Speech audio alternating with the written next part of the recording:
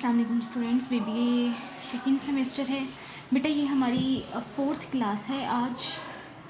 और आपको पता है कि जैसे कि थर्ड लेक्चर से हमने जो है वो थ्योरीज़ ऑफ मैनेजमेंट जो है वो हमने स्टार्ट की हुई हैं। थर्ड लेक्चर में हमने साइंटिफिक थ्योरी पढ़ी थी और उसकी लिमिटेशंस रह गई थी, क्योंकि वो ज़रा ज़्यादा लेंथी थी तो उसकी लिमिटेशंस रह गई थी। तो आज हम लिमिटेशंस ऑफ साइंटिफिक थ्योरी को डिस्कस करके आगे जो हमारी थ्योरीज़ हैं हम उनकी तरफ चलेंगे।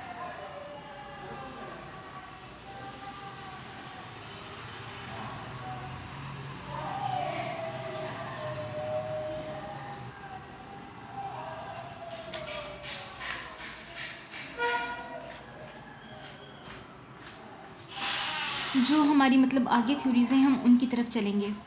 तो बेटा जैसे कि आपको पता है कि साइंटिफिक थ्योरी में जो है वो 4 साइंटिस्ट ऐसे आए जिन्होंने टाइम टू टाइम जो है वो अपने व्यूज़ प्रेजेंट किए और उन्होंने फोकस किया कि एम्प्लॉइज़ को ज़्यादा इंसेंटिव्स प्रोवाइड करना और एम्प्लॉइज़ की केयर करना, ये एक बेस्ट वे है जिसके ज़रिए से हम प्रोडक्टिविटी को इंक्रीज़ कर सकते हैं। ठीक है, तो बेटा कुछ पॉइंट्स ऐसे भी थे जिनको कवर नहीं किया साइंटिफिक थ्योरी ने। तो आज हम वो लिमिटेशंस पढ़ने जा रहे हैं कि वो कौन सी लिमिटेशंस थी जो साइंटिफिक थ्योरी ने सेट कर दी और वो कौन सी चीज़ें थी जो इसने जो है इस थ्योरी में का हिस्सा नहीं थी और वो होनी चाहिए थी, वो ज़रूरी एस्पेक्ट थे। तो बेटा सबसे पहला है, do not appreciate the socialism and the high need of employees. यानी कि ये पॉइंट कह रहा है कि जो साइंटिफिक थ्योरी है उसने सोशलिज्म को अप्रिशिएट ही नहीं किया, उसने सिर्फ फोकस किया एम्प्लॉयज़ एम्प्लॉयज़ एम्प्लॉयज़। हालांकि एम्प्लॉयज़ जो हैं वो ऑर्गेनाइजेशन की पहचान होते हैं और ऑर्गेनाइजेशन जो है वो फिर बाकी लोगों पब्लिक के लिए जो है वो एक पहचान होती है और वो एक सोशल नेटवर्क होता है, एक सोशल रिलेशनशिप होता है। लेकिन चूँकि साइंटिफिक थ्योरी ने सोशलिज्म को अप्रिशिएट ही नहीं किया और ना ही इसने जो है वो एम्प्लॉयज़ की जो हाई नीड्स हैं, यानी कि वो फ्रेडरिक विंसलो ने ये कहा था कि आप जो हैं वो एम्प्लॉयज़ को इकोनॉमिक इंसेंटिव्स प्रोवाइड करें।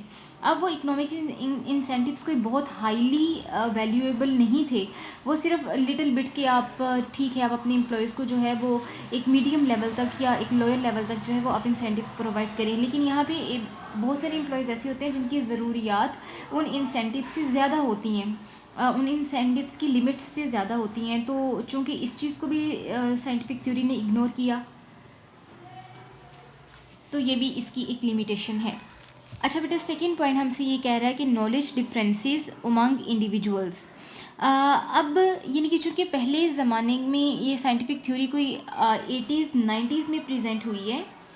आपने थर्ड लेक्चर में ये मैंने पूरा इसको डिटेल से बताया हुआ है, यानी कि साइंटिफिक थ्योरी जो है वो 80s 90s में जो है वो प्रेजेंट हुई है।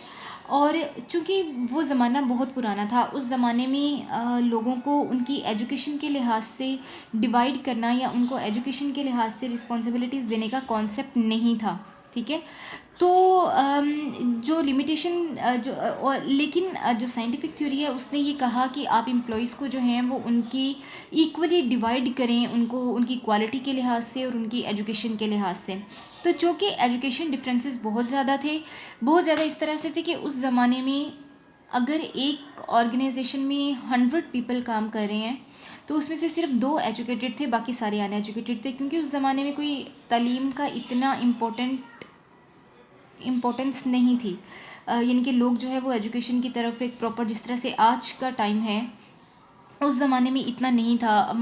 I mean Aahista Aahista concept आया कि किसी ने 1 क्लास कर ली तो उसको जो है वो बड़ा कंसीडर किया जाता था एजुकेटेड। फिर आहिस्ता आहिस्ता ट्रेंड आया 2 क्लासेस का, फिर आहिस्ता आहिस्ता ट्रेंड आया अच्छा 5वीं जिसने पास कर ली वो एजुकेटेड पर्सन कंसीडर किया जाता है। फिर आहिस्ता आहिस्ता मैट्रिक का ट्रेंड आया and now the trend has increased even up to the PhD level, post PhD levels, double PhD levels, and even though the people who have done the double PhD they also are not putting into the valuable designations today. ये आज के ज़माने की बात है। तो चूँकि knowledge difference बहुत ज़्यादा था और इस चीज़ को जो है वो साइंटिफिक थ्योरी ने नहीं कवर अप किया था, तो ये भी उसकी एक लिमिटेशन है। अब बेटा थर्ड पॉइंट हमसे ये कह रहा है कि इग्नोर्ड वर्कर्स आइडियाज़। अब चूँकि ये तो एक जाहिर सी बात है, साइंटिफिक थ्योरी ने नो डाउट फोकस किया एम्प्लॉयज़ की नीड्स के ऊपर, एम्प्लॉयज़ को इंसेंटिव्स देने के ऊपर, एम्प्लॉयज़ की सैलरी बोनसेस के ऊपर, लेकिन उसने ये पॉइंट डिस्कस ही नहीं किया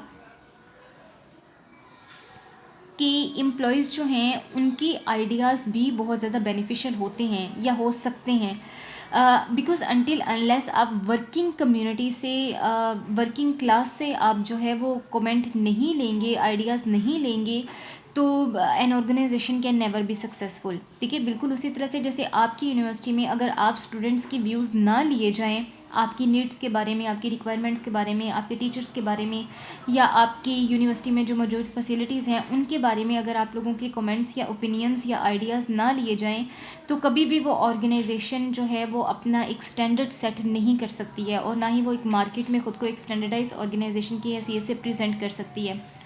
तो ये इस चीज़ को भी जो है वो इग्नोर किया साइंटिफिक थ्योरी ने, तो ये भी जो है ये इसकी एक लिमिटेशन है। आगे फोर्थ लिमिटेशन ये कह रहा है कि placed undue pressure on the employees to do faster levels, यानी कि चूँकि लिमिटेशन ने सिर्फ साइंटिफिक थ्योरी ने सिर्फ यही कॉन्सेप्ट प्रेजेंट किया कि साइंटिस्ट को वो एम्प्लॉयज़ को जो है,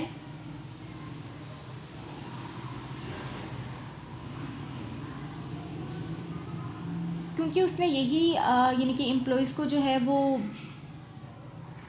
बोनसेस दे दें, उनकी सैलरीज इंक्रीज़ कर दें, उनको जो है वो इकोनॉमिकल इंसेंटिव्स दे दें, तो ये एक ऐसा कंपटीशन था जिसके पीछे लोग भागने लगे, क्योंकि इसमें पैसे का इंटरेस्ट था, पैसे का कॉन्सेप्ट था। तो आपको पता है कि लोग पैसे के पीछे भागते हैं, तो फिर वो पैसे के पीछे भागने में एक जो लर्निंग क्वालिटी थी वो लोगों की वीक रह गई। ठीक है, यानी कि लोग बस फिर फास्टर चलते जाना है, इग्नोरिंग द फैक्ट्स कि आया है हम काम अप टू स्टैंडर्ड कर रहे हैं, नहीं कर रहे हम, हमारे जो learning with the passage of time and with the experience होनी चाहिए वो है या नहीं है। क्योंकि उस चीज़ को जो है वो इग्नोर किया गया, तो इस वजह से अनड्यू प्रेशर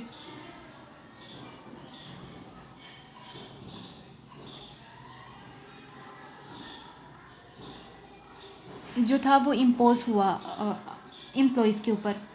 अच्छा बेटा, ये हमारे 4 लिमिटेशंस थी हमारी साइंटिफिक थ्योरी की, जो कि हमने आज डिस्कस कर ली हैं।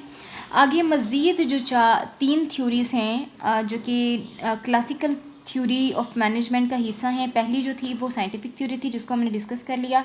अब मज़ीद आगे 3 थ्योरीज़ हैं, इसकी सब थ्योरीज़ हैं। एक है ऑर्गेनाइजेशन थ्योरी, दूसरी है ब्यूरोक्रेसी थ्योरी, और थर्ड वन है एडमिनिस्ट्रेटिव मैनेजमेंट थ्योरी। अब बेटा सबसे पहले तो जो है ये ऑर्गेनाइजेशन थ्योरी क्या चीज़ है, ब्यूरोक्रेसी थ्योरी क्या चीज़ है, एडमिनिस्ट्रेटिव थ्योरी क्या चीज़ है, ये सब चीज़ें जो हैं ये हमने वन बाय वन जो है ये इनको स्टडी करना है। ठीक है,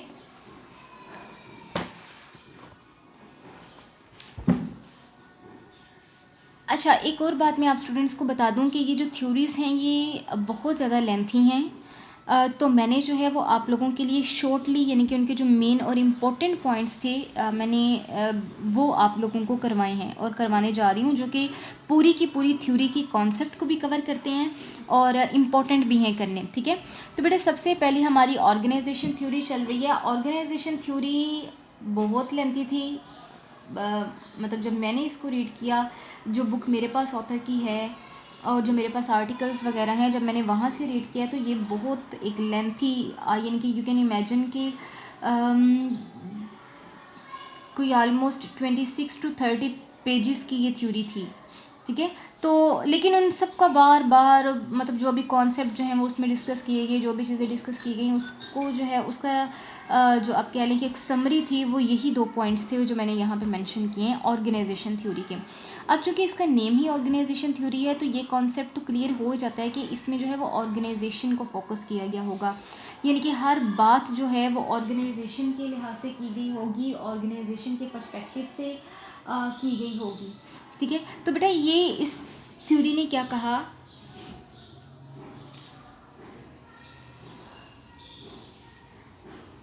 ऑर्गेनाइजेशन थ्योरी, यानी कि हम ये पहली वाली थ्योरी जो है we are going to discuss it, और इसकी डिटेल्स ये हैं कि European employees were loyal to a single individual rather than organisations mission, individuals interest. अच्छा बेटा, अब इंटरेस्ट जो होते हैं वो 2 तरह के होते हैं।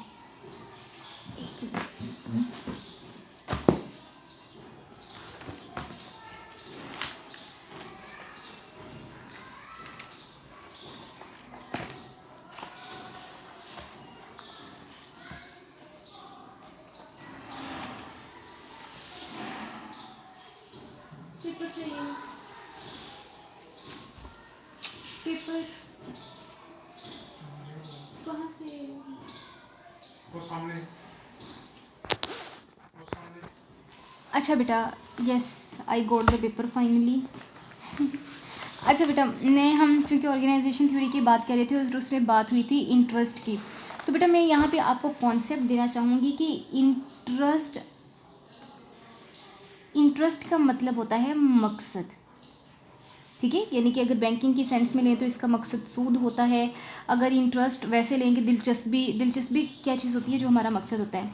अब इंटरेस्ट जब हम बिज़नेस की बात करते हैं तो इंटरेस्ट जो है ये बेसिकली दो तरह के होते हैं।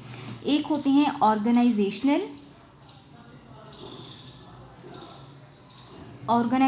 इंटरेस्ट, और बेटा दूसरे जो हमारे होते हैं वो है पर्सनल या इंडिविजुअल इंटरेस्ट, ठीक है। पर्सनल भी कह सकते हैं और आप इंडिविजुअल भी कह सकते हैं, ठीक है। यानी कि ये एक ही इंसान के बारे में होंगे, एक ही शख्स की जो है ये उसके इंटरेस्ट होंगे, उसके मकासद होंगे, लेकिन ये ओवरऑल एक पूरी ऑर्गेनाइजेशन के होंगे, यानी कि एक पूरे के पूरे बिजनेस के होंगे, ये आप कह सकते हैं। अच्छा बेटा, अब ऑर्गेनाइजेशन के इंटरेस्ट जो होते हैं वो डिफरेंट होते हैं, ठीक है, क्योंकि ऑर्गेनाइजेशन का एक ही विजन होता है और एक ही मिशन होता है, ठीक है, और एक ही जो है वो गोल होता है, जिसको कॉमन गोल कहा जाता है, जिसको अचीव जो है वो ऑर्गेनाइजेशन ने करना होता है। लेकिन जो पर्सनल इंटरेस्ट हैं ये पर्सन टू पर्सन वेरी करते हैं, यानी कि अगर एक ऑर्गेनाइजेशन में 100 पीपल काम कर रहे हैं तो माइट बी पॉसिबल कि उन 100 पीपल के जो है वो इंटरेस्ट यानी कि मकासद वहाँ पे काम करने के डिफरेंट हों, और अगर पर्सनल इंटरेस्ट को प्रेफरेंस दे दी जाए तो फिर ऑर्गेनाइजेशन के इंटरेस्ट जो हैं वो निगलेक्टेड हो जाते हैं, ठीक है, इग्नोर हो जाते हैं। और जब ऑर्गेनाइजेशन के इंटरेस्ट जो हैं वो निगलेक्ट हो जाएं तो वहाँ पे ऑर्गेनाइजेशंस जो हैं वो सक्सेसफुल नहीं हो सकती, ठीक है, क्योंकि बेसिक मकसद जिसके लिए हमने पूरा एक बिज़नेस सेट किया था, जब वही फुलफ़िल नहीं होगा तो आप जितना मर्ज़ी एम्प्लॉयज़ को जो है वो इनक्रेज कर लें, उनको इंसेंटिव्स दे दें, उनको सपोर्ट कर दें फाइनेंशियली या जो भी उनकी नीड्स के लिहाज से, तो लेकिन इसके बावजूद भी आप जो है वो आपकी जो ऑर्गेनाइजेशन है वो सक्सेसफुल नहीं हो सकती।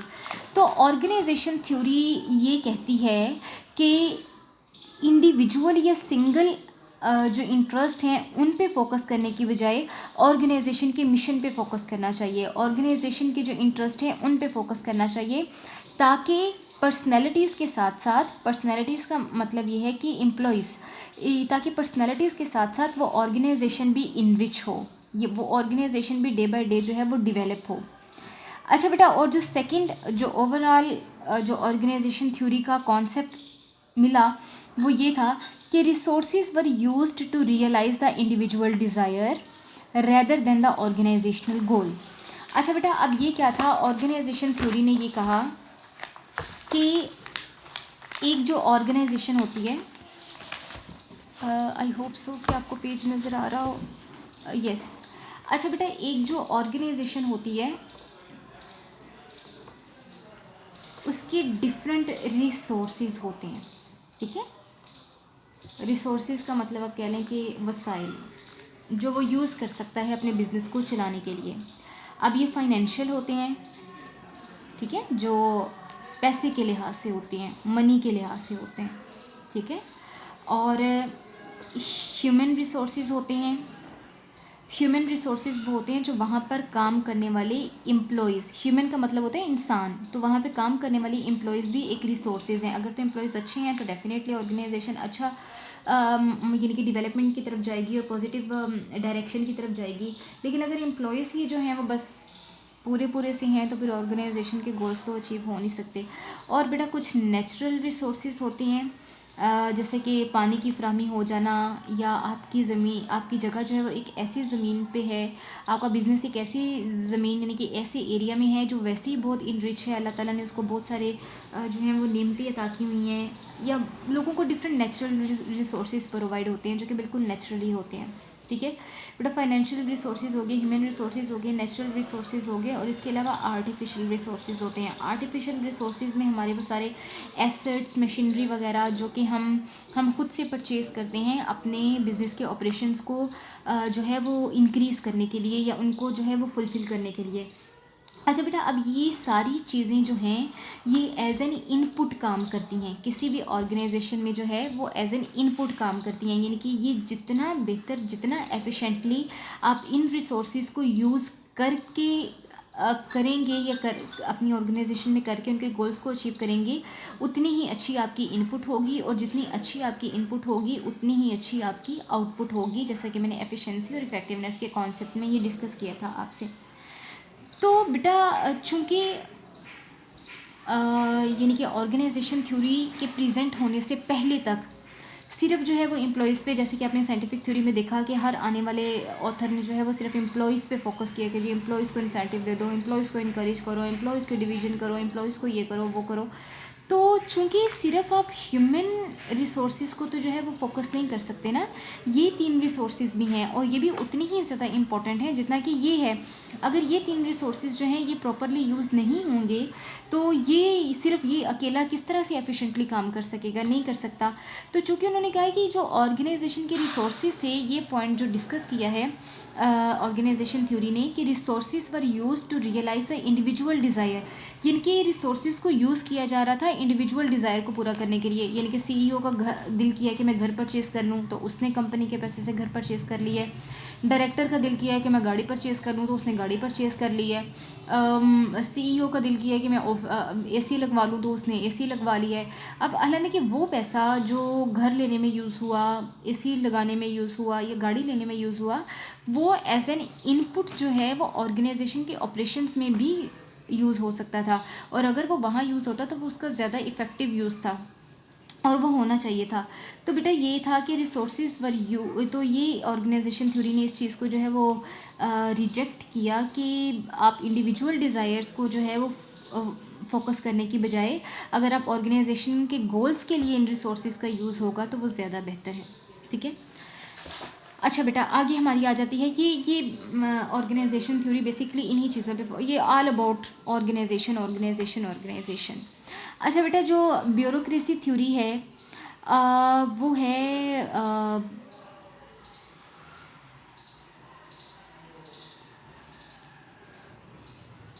ब्यूरोक्रेसी ऑर्गेनाइजेशंस के बारे में। बेसिकली इसमें जो है ऐसी ऑर्गेनाइजेशंस जिनमें ब्यूरोक्रेसी का सिस्टम है, जैसे कि पाकिस्तान में कहा जाता है कि ब्यूरोक्रेसी है, जमहूरियत है, सब एक हैं, इकट्ठे हैं, we work for the interest of the country but no one works actually for the interest of the country. तो बेटा बेसिकली ये जो थ्योरी है ये प्रेजेंट की थी वेबर ने, और वेबर ने ये कहा था कि these rules should be developed in an organization irrespective to the other theories presented by the others। वो कहते हैं कि बाकी लोगों ने जितनी भी थ्योरीज प्रेजेंट की ओके, बट उन थ्योरीज के अलावा ये जो फॉलोइंग रूल्स मैंने ये मेंशन किए नीचे, ये एक ऑर्गेनाइजेशन को ज़रूर अडॉप्ट करने चाहिए। ठीक है। और वो रूल्स क्या हैं, उसने ये कहा कि division of labour with the definitions of authority and responsibilities. वही बात जो साइंटिफिक थ्योरी ने कही थी कि एम्प्लॉयज़ को जो है वो उनकी एजुकेशन और उनकी कैपेबिलिटीज़ को जो है वो इक्वली डिवाइड किया जाए, जो choose the right people for the right job. आप सही जॉब के लिए सही लोगों का इंतखाब करें।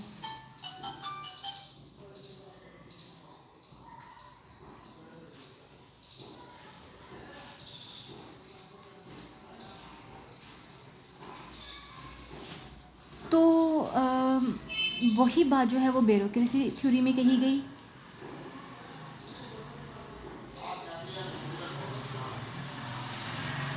कि आप जो है वो लेबर को जो है वो उसकी अथॉरिटी और रिस्पॉन्सिबिलिटीज़ की बुनियाद पे जो है वो डिवाइड करें और उनको वही काम दें जो वो करने के कैपेबल हैं। वो काम ना दें जिनमें उनका एक्सपीरियंस नहीं है, एजुकेशन नहीं है, नॉलेज नहीं है, ये चीज़ें ना करें। बेटा दूसरा पॉइंट जो था वो डिस्कस हुआ कि organise the positions in the hierarchy of the authority. उसने ये कहा कि जो पोजीशंस हैं, पोजीशंस का मतलब कि डेजिग्नेशंस हैं। डेजिग्नेशन का आई होप सो कि आप लोगों को मतलब पता हो। जैसे हम पूछते हैं, कोई आपसे कहे कि मैं जो है वो इस कंपनी में काम करता हूँ, तो आप उसे कहेंगे कि आपकी डेजिग्नेशन क्या है। डेजिग्नेशन का मतलब ये है कि आप वहाँ पे मैनेजर हैं, वर्कर हैं, सीईओ हैं, डायरेक्टर हैं, आप एक्चुअली हैं क्या। तो ये पोजीशन का मतलब होता है डेजिग्नेशन। तो उसने कहा था कि आप अपने डेजिग्नेशंस को ऑर्गेनाइज करें इन the hierarchy of authority, authority की हायरार्की पे। अब हायरार्की क्या होती है, तरतीब। हायरार्की हम तरतीब को बोलते हैं। अब अगर डेजिग्नेशन के लिहाज से जो है वो हायरार्की बनाई जाए तो उसमें क्या होगा कि सबसे पहले जो है वो ऑनर आएगा, नंबर 2 पे जो है वो वॉइस प्रेसिडेंट आएगा, नंबर 3 पे जो है वो सीईओज़ आ जाएंगे, नंबर 4 पे डायरेक्टर्स आ जाएंगे, नंबर 5 पे मैनेजर्स आ जाएंगे, नंबर 6 पे जो है वो मिडिल लेवल मैनेजर्स आ जाएंगे, नंबर 7 पे जो है वो एम्प्लॉयज़ आ जाएंगे। और इसी तरह से जो है वो ये हायरार्की है जो तरतीब से अथॉरिटी के लिहाज से जो तरतीब चली आ रही है, ये वो है।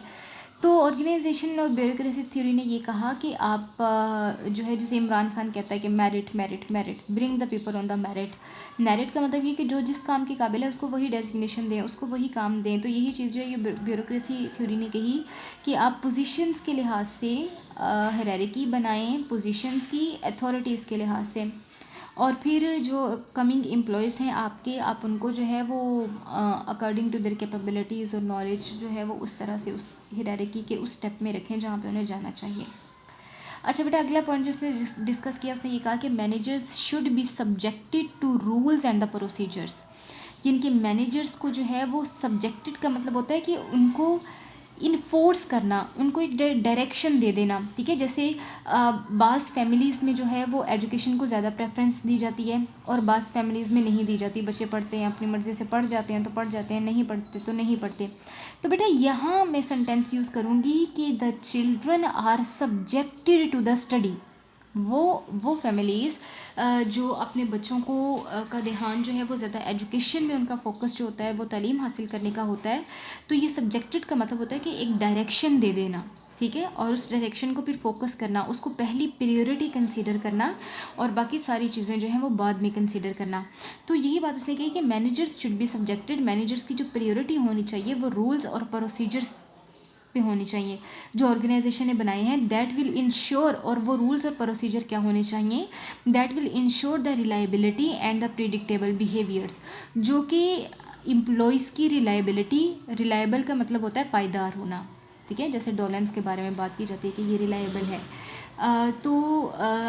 आपके एम्प्लॉयज़ भी जितने रिलायबल होंगे उतना अच्छा जो है वो आप परफॉर्म कर सकेंगे वो ऑर्गेनाइजेशन में और ऑर्गेनाइजेशन फिर ओवरऑल पूरी मार्केट में। तो कहते हैं कि अपने रूल्स और प्रोसीजर्स को ऐसा बनाएं, यानी कि ज़ाहिर सी बात है मैनेजर्स ही रूल्स और प्रोसीजर्स बनाते हैं, या अपर लेवल के जो मैनेजमेंट, जैसे मैंने अभी हायरार्की लेवल्स डिस्कस किए, तो जो भी बनाता है वो इस बेस पे बनाना चाहिए कि वो रिलायबिलिटी की बेस पे हों, यानी कि वो एम्प्लॉयज़ की रिलायबिलिटी को क्रिएट करें, वो रूल्स, वो रेगुलेशंस और प्रिडिक्टेबल बिहेवियर्स। और आपको पता चल जाना चाहिए कि जैसे अगर आज आप अपनी ऑर्गेनाइजेशन में कुछ डिसीजन ले रहे हैं तो आपको प्रिडिक्टेबल होना चाहिए कि फर्दर आने वाले टाइम में मेरा ये लिया गया डिसीजन जो है वो मुझे किस तरह की रिएक्शंस दे सकता है। तो आपको बिहेवियर के बारे में प्रिडिक्टेबल होना चाहिए मैनेजर्स को। और बेटा फोर्थ पॉइंट जो उसने डिस्कस किया वो ये था कि separate management from the ownership. उसने ये कहा कि ऑनरशिप अलग होनी चाहिए, मैनेजमेंट अलग होनी चाहिए। और मेरे ख्याल से ये पॉइंट बिल्कुल सही है कि मैनेजमेंट अलग होनी चाहिए और ऑनरशिप जो है वो अलग होनी चाहिए। अच्छा बेटा, आगे 5वां पॉइंट उसने ये डिस्कस किया कि actions of the administration should be recorded and written. वही बात जो साइंटिफिक थ्योरी में के लास्ट में जो है वो लिलिन ने की थी, और उसने ये कहा था कि जो है वो एम्प्लॉयज़ की परफॉर्मेंस को जो है वो रिकॉर्ड किया जाए और प्रॉपर जो है वो उनका एक चार्ट बनाया जाए और उसको इवेल्युएट किया जाए। तो यहाँ पे भी ये वही बात कर रहा है कि जो एडमिनिस्ट्रेशन है उसकी एक्शंस, उसकी परफॉर्मेंस को भी जो है वो रिकॉर्ड करना चाहिए और रिटन फॉर्म में वो होनी चाहिए, ठीक है। और बेटा आगे 5th पॉइंट ये है कि पर्सोनेल यानी कि पीपल की बात हो रही है। People are selected and promoted on the basis of competencies and the qualification. वही बात जो साइंटिफिक थ्योरी ने कही कि choose the right person for the right job. यानी कि उसने कहा कि लोगों को जो उनकी सिलेक्शन है, उनकी प्रमोशन के डिसीजंस हैं वो होने चाहिए कम्पिटेंसी की बुनियाद पे और क्वालिफ़िकेशन की बुनियाद पे, ठीक है। अच्छा बेटा, कम्पिटेंसी क्या है और क्वालिफ़िकेशन क्या है, इसमें क्या डिफरेंस है? बेटा कम्पिटेंसी बोलते हैं ऐसे हुनर को जो इंसान में एक नेचुरली तौर पे होता है, ठीक है, और वो हुनर होता है कि उसको आप किसी भी सिचुएशन में वो काम करने के लिए कह दें वो अच्छे से अच्छा ही परफॉर्म करता है, ठीक है। जैसे हमारी मदर्स जो हैं उनकी कुकिंग बहुत अच्छी होती है, ठीक है, वो उनकी कम्पिटेंसी है। तो यानी कि उनको फिर किसी भी तरह की सिचुएशन में उनसे कहा जाए कि आप कुकिंग करें तो उनकी कुकिंग अच्छी ही होती है। बहुत सारे लोग जैसे कि स्पीचर्स जो होते हैं, जो स्पीचेस करते हैं, वो उनकी कॉम्पिटेंसी होती है कि उनको किसी भी हाल में किसी भी टॉपिक पे जो है वो स्पीच करने के लिए दे दी जाए तो वो उसको करते हैं और वो अच्छा करते हैं। तो ये कॉम्पिटेंसी है, ठीक है। जैसे आप लोगों में से हर पर्सन की कोई ना कोई स्पेशलिटी होती है जिसमें वो माहिर होता है और जिसमें उसका शौक़ होता है कि वो विदाउट केयरिंग एनीथिंग, किसी भी चीज़ की केयर किए बगैर वो काम करता रहता है, चाहे गर्मी हो सर्दी हो। जैसे बच्चे हैं, गर्मी और सर्दी उन्होंने खेलना है तो खेलना है, ठीक है। जिस चीज़ के पीछे जो डायरेक्शन है वो है ही है, ठीक है। तो कॉम्पिटेंसी एंड क्वालिफिकेशन का तो आपको पता है। अच्छा बेटा, ये हमारी जो है ये ब्यूरोक्रेसी थ्योरी के पॉइंट्स जो हैं वो हमने डिस्कस किए, वो यहाँ पे ख़त्म हो गई। अब हम चलते हैं एडमिनिस्ट्रेटिव, जो कि लास्ट सब थ्योरी थी क्लासिकल थ्योरी की, ठीक है। अब एडमिनिस्ट्रेटिव थ्योरी जो है वो बेसिकली जो प्रेजेंट की वो हेनरी फ्योल ने जो है वो प्रेजेंट की, और उसने ये कहा कि बेटा ये थ्योरीज़ जो हैं ये एक तरतीब से चल रही हैं, यानी कि पिछली जो थ्योरीज़ में कोई डेफिशिएंसी थी, कोई जो है वो कमी रही होगी, तो फिर फर्दर आने वाली थ्योरीज़ जो हैं वो प्रेजेंट की गई, ठीक है। अच्छा, अब हुआ क्या कि हेनरी फ्रियोल ने ये कहा कि ऑर्गेनाइजेशन रेदर देन इंडिविजुअलिटी, कि आप ऑर्गेनाइजेशन पे फोकस करें रेदर देन इंडिविजुअल पर्सनालिटीज़ पे फोकस करने की बजाय, यानी कि इंडिविजुअली आपकी जो प्रेफरेंसेस जा रही हैं उसको छोड़ के आप ऑर्गेनाइजेशन को जो है वो प्रेफरेंस करें। ऑर्गेनाइजेशन के गोल, ऑर्गेनाइजेशन को इनविच करना या ऑर्गेनाइजेशन के लिहाज से जो भी एस्पेक्ट्स हैं आप उनको फोकस करें, आप इंडिविजुअल्स को फोकस ना करें। ये एडमिनिस्ट्रेशन से भी ज़्यादा रिलेट होगा कि एडमिनिस्ट्रेशन के लोगों को किस तरह से चलना चाहिए। अच्छा, और फिर सेकंड पे हेनरी ने ये कहा कि divide the functions of the management in the following task. उसने ये फॉलोइंग टास्क बेटे कि मैंने आपको वेरी फर्स्ट लेक्चर में भी हमने ये किए हैं, तो ये बेसिकली कॉन्सेप्ट वहीं से निकला है। ये था वो टाइम जहाँ पे मैनेजमेंट को डिफ़ाइन किया गया कि actually what is the function of the management, what is the responsibility of the management, ठीक है। और ये किसने प्रेजेंट किया था? ये हेनरी फ्योल ने प्रेजेंट किया था। और हेनरी फ्योल ने ये कहा कि आप मैनेजमेंट को डिवाइड करें according to the following task, और वो टास्क क्या होने चाहिए? Planning, organising, directing, staffing and controlling. अब प्लानिंग क्या है, ऑर्गेनाइजिंग क्या है, डायरेक्टिंग क्या है, स्टाफिंग क्या है, कंट्रोलिंग क्या है, ये पहले 2 लेक्चर्स में हमने बहुत डिटेल से मैंने जो है ये आपको हर चीज़ पढ़ाई हुई है, ठीक है।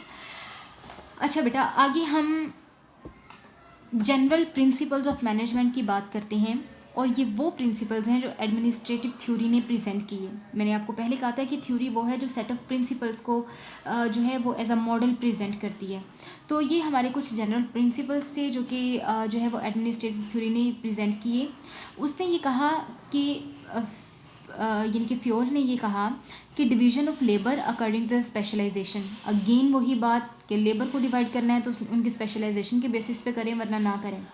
अथॉरिटी एंड रिस्पॉन्सिबिलिटी, अब जो अथॉरिटीज़ हैं उनकी रिस्पॉन्सिबिलिटी क्या होनी चाहिए कि formal and informal authority resulting from the special expertise, कि आप अथॉरिटी के अंदर, अथॉरिटी के पैनल पे जिन भी लोगों को ऐड कर रहे हैं वो स्पेशल एक्सपर्टीज़ होनी चाहिए, यानी कि वो वाकई में वो लोग होने चाहिए जिनके पास एक्सपर्टीज़ हैं, उस काम के लिए एक्सपीरियंस है, नॉलेज है, यानी कि आगे अब नए नए आइडियाज़ प्रेजेंट करने की कैपेसिटी है, उनके अंदर एबिलिटी है।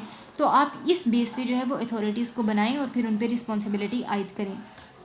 थर्ड जो सेट ऑफ प्रिंसिपल पेश किया गया वो ये था कि unity of command, employees should have only one boss, ठीक है। अब बेटा ये तो एक रूल है, ये तो इस कायनात का रूल है कि अल्लाह एक ही है, बॉस एक ही है, ठीक है। बॉस एक है तो ही चीज़ें जो हैं वो आप कह सकते हैं कि वो इतनी स्टैंडर्डाइज्ड वे में और इतनी जो है वो मैनेज्ड वे में, ऑर्गेनाइज्ड वे में चलती हैं। अगर 2 बॉसेस हो जाएं, 2 लोगों की कमांड हो जाए, तो पहले की कुछ और प्रेफरेंसेस होंगी, दूसरे की कुछ और प्रेफरेंसेस होंगी, और वो सारा जो एक सिनेरियो है वो क्लैशेस में ही गुजर जाएगा कि मैं ये करना चाहता हूँ, मैं वो करना चाहता हूँ, मैं ये करना चाहता हूँ, मैं वो करना चाहता हूँ, ठीक है। तो यही बात जो है ये मैनेजमेंट में फ्योल ने प्रेजेंट की कि यूनिटी ऑफ कमांड, कमांड की एक यानी कि एक ही पर्सन होना चाहिए जो सब लोगों का बॉस हो, ठीक है, और सब लोग जो हैं वो उसी को फॉलो करने चाहिए। बेटा अगला जो पॉइंट प्रेजेंट किया वो था line of authority. Line of authority का मतलब क्या है, a clear chain of command from top to the bottom, यानी कि आपने एक clear set of responsibilities, set of functions जो है वो आपने प्रेजेंट कर देना है। एक चेन वाइज आपने जो है वो बता देना है कि मैनेजमेंट ये काम करेगी, डायरेक्टर्स के ये काम है, सीईओज का ये काम है, वाइस प्रेसिडेंट का ये काम है, एम्प्लॉयज़ का ये काम है, लोअर लेवल मैनेजमेंट का ये काम है। यानी कि एक क्लियर चेन ऑफ कमांड जो है, किसकी कितनी अथॉरिटी है, कौन क्या कर सकता है, कौन क्या नहीं कर सकता है, ये आपने क्लियरली मेंशन कर देना है। ठीक है, और बेटा फिर आगे फिफ्थ पॉइंट आ जाता है सेंट्रलाइजेशन। सेंट्रलाइजेशन क्या है? बेटा सेंट्रलाइजेशन का मतलब होता है कि आपकी कैपेसिटी कह लें या पावर कह लें, यानी कि जैसे बॉस एक ही है तो बॉस कितना पावरफुल है कि वो सारे जो सेट ऑफ प्रिंसिपल्स प्रेजेंट किए जा रहे हैं, या जो उसकी उसकी अपनी जो विशेस हैं अपनी ऑर्गेनाइजेशन को लेके, वो उनको कितने अच्छे से जो है वो चला पाता है या चलवा पाता है। ठीक है, यानी कि डिग्री, ये वो डिग्री है, ये वो एक्सटेंट है to which authority rests at top of the organization. यानी कि ये पावर ऑफ अथॉरिटी है कि वो कितनी देर तक जो है वो अपना काम करवा सकती है और किस तरह से करवा सकती है। अच्छा बेटा अगला जो पॉइंट है वो ये दिया गया कि यूनिटी ऑफ डायरेक्शंस, सेम वही बात आ रही है कि सिंगल प्लान ऑफ एक्शन होना चाहिए टू गाइड द एम्प्लॉयज़। यानी कि अगर मल्टीपल प्लान्स ऑफ एक्शन होंगे तो कोई एम्प्लॉय उसको फॉलो कर रहा होगा, कोई उसको फॉलो कर रहा होगा, कोई उसको फॉलो कर रहा होगा, तो इस तरह से काम जो है वो उतना आप कह लें कि स्टैंडर्डाइज वे में नहीं होगा जितना कि होना चाहिए। और जो last point second last point जो डिस्कस किया वो ये था इक्विटी के बारे में, कि provision of justice and the fair treatment. Equity जाहिर सी बात है, इक्विटी होती ही ये है जहाँ पे जस्टिसली जो है वो लोगों को ट्रीट किया जाए, इनजस्टिस ना हो। ठीक है, और ऑर्डर क्या है बेटा? ऑर्डर ये है कि arrangement of employees where they will be most value to organisation and provide career opportunities. Employees को जो है वो एडमिनिस्ट्रेटिव थ्योरी ने कहा कि एम्प्लॉयज़ को वैल्यू दें, उनको जो है वो उनको करियर की अपॉर्चुनिटीज़ भी प्रोवाइड करें, उनको वैल्यू दें, उनके आइडियाज़ को जो है वो स्पेस दें अपने डिसीजंस में, उनके आइडियाज़ लें और उनको जो है वो सारा आप इम्पोर्टेंस दें, ताकि आपकी जो ओवरऑल जो प्रोडक्टिविटी है ऑर्गेनाइजेशन की वो इंक्रीज़ करें। तो बेटा ये हमारी बाकी की 3 थ्योरीज़ थी। आज हमारी क्लासिकल थ्योरीज़ जो हैं वो जो है वो ख़त्म हो गई हैं। अब कल जो है वो हमने नॉन क्लासिकल थ्योरीज़ जो हैं वो हमने स्टार्ट करनी है। ठीक है बेटा, अगर आपको कोई भी जो है वो प्रॉब्लम हो, कुछ भी अगर आपके कॉन्सेप्ट क्लियर नहीं है, आप कुछ भी पूछना चाह रहे हैं, तो आप वेरी इजीली जो है वो पूछ सकते हैं मेरे से। ठीक है, ओके बेटा।